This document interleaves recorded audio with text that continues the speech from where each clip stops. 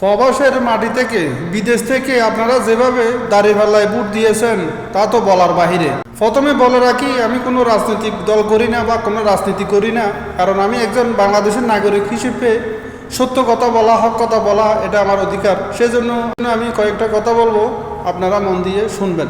এই যে ভোট হলো একটা গোপনীয় জিনিস, ভোট হলো একটা আমানত, সেটা আপনারা দিছেন ভালো কথা। সেটা যে আপনারা যে শিলটা মারছেন দাঁড়িপাল্লায়, যে শিল মেরে মেরে যে ভিডিও করে করে যে আপনারা অনলাইনে দিচ্ছেন, ফেসবুক, বিভিন্ন ইউটিউব, বিভিন্ন প্ল্যাটফর্মে দিচ্ছেন, সেগুলো তো অবশ্যই লোকেরা অবশ্যই দেখবে।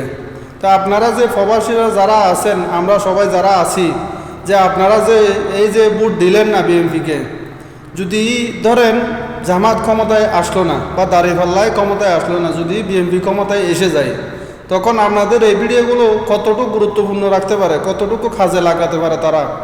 এখন বিমানের টিকিট 80,000 বা লাখের ভিতরে পাওয়া যায়, কিন্তু তখন 1.5 লাখ বা 2 লাখ টাকা দিয়ে কিনতে হবে না, সেটার কোনো গ্যারান্টি আছে?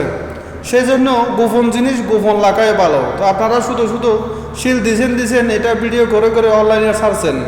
এখন পরবর্তীটা আল্লাহ ভালো জানে ভালো মন্দ কী হয়।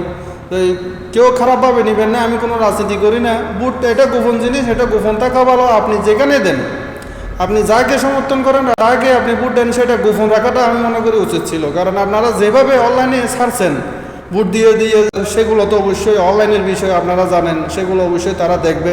তো যদি দেখা যায় বা জামাত ক্ষমতায় আইলেও না বা বিএনপি আইলেও, তখন প্রবাসীদের জন্য সুযোগ সুবিধা কতটুকু রাখতেছে তারা, নাকি আগের সাথে আরও কয়েক গুণ প্রবাসীদেরকে জুলুম করতেছে, সেটা আল্লাহ ভালো জানে। সবাই ভালো থাকবেন, আল্লাহ হাফেজ।